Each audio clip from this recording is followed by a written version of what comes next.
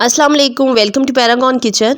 आज हम highway style mutton कढ़ाई बनाएंगे जिसका ख़ास सीक्रेट है जो मैं आज इस वीडियो में आपके साथ शेयर करूंगी और जिससे इसका टेस्ट इतना बेहतरीन बनेगा ना कि आपको बाहर या होटल वाली रेस्टोरेंट की कढ़ाई की कभी याद नहीं आएगी। और रमज़ान में इफ्तार और सहर दोनों में आप इसको एंजॉय कर सकते हैं। बहुत ही ज़बरदस्त रेसिपी है, तो चलिए बनाना शुरू करते हैं।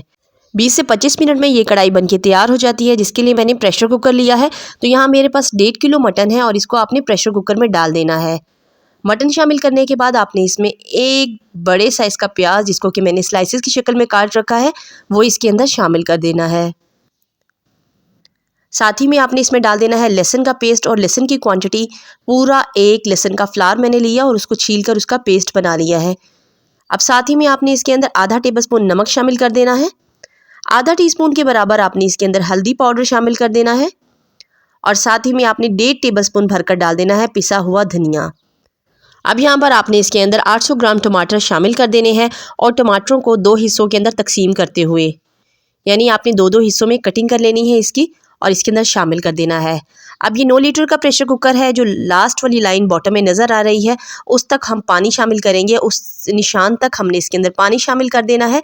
ये 1.5 किलो मटन की परफेक्ट रेसिपी है। एक बार चम्मच की मदद से सारे मसालों को मिक्स कर लेंगे और उसके बाद ढक्कन से कवर करते हुए प्रेशर कुकर लगाएंगे। तो 10 मिनट के लिए हम लगाएंगे इसको प्रेशर कुकर, और प्रेशर कुकर के बाद इसको ट्रांसफ़र कर दिया है मैंने यहाँ पर एक खुले बर्तन के अंदर। होटल वाले असल टेस्ट के लिए आपने इसके अंदर घी शामिल कर देना है। तो यहाँ पर मैंने 1 कप भर कर इसके अंदर घी का शामिल कर दिया है। अब घी डालने के बाद यहाँ पर जो हमने बड़े बड़े साइज़ के टमाटर ऐड किए थे ना, सारे के सारे किसी भी चम्मच की मदद से आपने इसके अंदर से उनकी स्किन को हटा लेना है और फ्लेम को मीडियम टू हाई रखते हुए इसको कुक होने देना है। साथ साथ आपने इसके अंदर से जितने भी टमाटर हैं और जो खड़े रह जाएंगे उनको अच्छे तरीके से चम्मच की मदद से मसल लेना है। इस तरह से ग्रेवी जो है वो थोड़ी स्मूथ होने लगेगी। तो देखिए, इसी तरह मैंने भी सारे के सारे टमाटर जो है ना इसके अंदर से उनकी सबकी स्किन जो है ना वो आपने निकाल लेनी है।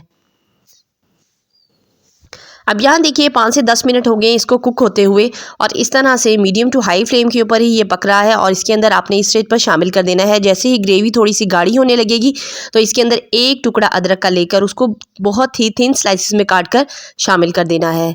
अब साथ ही में आपने डाल देनी है 2 अदद हरी मिर्चें, जिनको बहुत ही बारीक बारीक मैंने फाइन चॉप किया हुआ है, वो भी इसी स्टेज पर आपने इसमें शामिल कर देना है। अब जैसे ही घी मसाले के अंदर से निकलने लगेगा तो आपने इस स्टेज पर इसमें शामिल कर देना है 1/3 कप दही का, और दही को अच्छे तरीके से फेंट कर शामिल करना है।